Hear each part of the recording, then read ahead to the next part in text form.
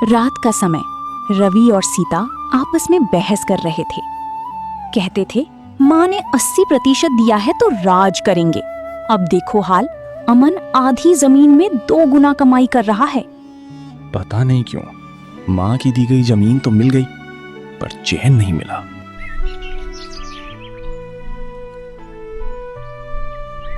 गांव के कुछ बुजुर्ग और किसान लोग पीपल के पेड़ के नीचे बैठकर बातें कर रहे थे। अरे भाई, इस बार तो अमन ने कमाल कर दिया।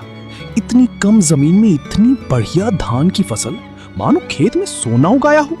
सच कह रहा है अमन, हम लोगों की तो 8-8 बीघे की फसल भी उसके सामने फीकी लग रही है। लगता है उसने जैविक तरीका अपनाया, खाद भी खुद बनाई और समय पर खेत की देखभाल की। उसकी मेहनत रंग लाई।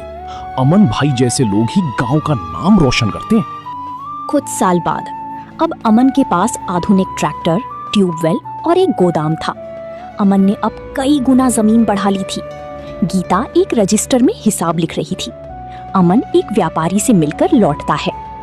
गीता, इस बार की फसल ने हमारी मेहनत को 4 गुना कर दिया। मैंने गांव के पास की 2 बीघा जमीन और ले ली है। ये तो बहुत खुशी की बात है अमन जी। ईश्वर की कृपा और आपकी मेहनत रंग लाई है। माँ के जाने के बाद हमने बहुत सहा, पर अब सब कुछ ठीक हो गया। रात का समय, घर में सन्नाटा था।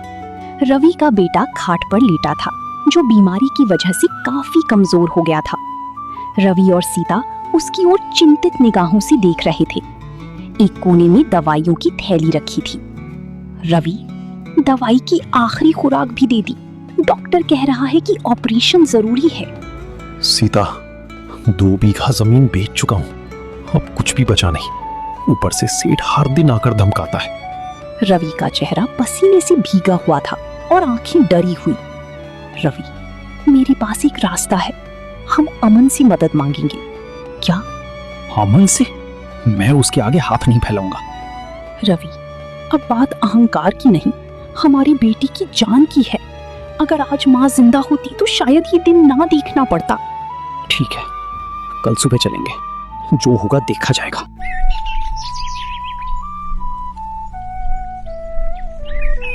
अगली सुबह अमन और गीता तुलसी में पानी चढ़ा रहे थे। सामने रवि और सीता झिझकते हुए आते हैं। अमन दोनों को देखकर चौंक जाता है। भैया भाभी, आइए, अंदर आइए। कैसे आना हुआ? दीदी आइए, बैठिए, मैं आपके लिए चाय लाती हूँ। नहीं गीता, आज हम कुछ मांगने आए हैं। अमन, मेरी हालत तुमसे छिपी नहीं है। बेटा बीमार है और इलाज जरूरी है। 2 बीघा जमीन बिक चुकी है। अब बस वो बची है जिसे कभी मैंने माँ के बहाने तुमसे छीन लिया था। भैया, आप बैठिए। ये घर भी आपका है और हम भी। कहिए, कितना चाहिए? अमन, सेठ रोज धमका रहा है। कहता है अगर मेरे पैसे वापस नहीं मिले तो जमीन पर कब्जा कर लूंगा। आप चिंता मत कीजिए भैया, मैं कल ही अस्पताल का पूरा खर्च उठाऊंगा और सेठ का कर्जा भी चुका दूंगा। अमन, मैंने तुम्हारे साथ बहुत अन्याय किया, तुमसे तुम्हारा हिस्सा छीना और बदले में आज मैं खुद ठोकर खा रहा हूं। भैया, समय सबसे बड़ा शिक्षक है। जो कुछ भी हुआ वो सबक था, लेकिन हम अब भी भाई हैं और भाई मुसीबत में साथ नहीं आएगा तो कौन आएगा?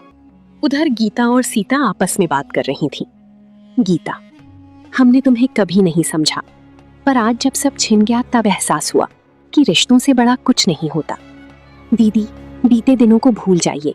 अब हमें मिलकर भविष्य के बारे में सोचना चाहिए। दोपहर का समय, अस्पताल के एक कमरे में रवि का बेटा बिस्तर पर लेटा था। उसका इलाज चल रहा था। अमन डॉक्टर से बात कर रहा था। गीता और सीता पास में बैठी थी। अब घबराने की जरूरत नहीं। बच्चे का इलाज सही समय पर हो गया। बच्चा अब धीरे धीरे स्वस्थ हो जाएगा। धन्यवाद डॉक्टर साहब, आप और अमन दोनों ने मेरे बच्चे को दूसरी जिंदगी दी है। भैया, मेरे लिए आपका झुकना सबसे बड़ा बोझ है। बस अब ये बात हमेशा याद रखिए, हम परिवार हैं। कुछ दिन बाद घर में सब मिलकर बैठते हैं। एक बड़ी चौकी पर चटाई बिछी थी। अमन, गीता, रवि, सीता और बच्चा। गीता, अगर तुम ना होती तो आज हम ना जाने किस हालत में होते।